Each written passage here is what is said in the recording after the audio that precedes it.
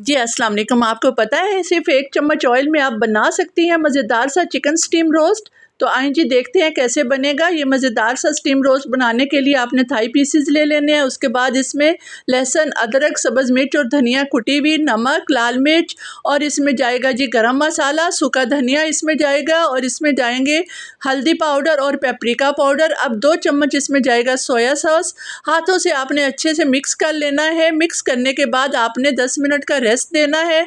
उसके बाद आपने पैन लेना है। पैन में आप डालेंगे ऑयल सिर्फ 2 चम्मच। उसके बाद तमाम पीसेस आपने इस तरह सेट करके रख देने हैं। कवर करके आपने एक साइड पे पका लेना है। गोल्डन ब्राउन होने पे तमाम पीस हम पलट लेंगे। कवर करके फिर से पकाएंगे। 5 से 7 मिनट के बाद देखिए बहुत मज़ेदार सा ये तैयार हो जाएगा।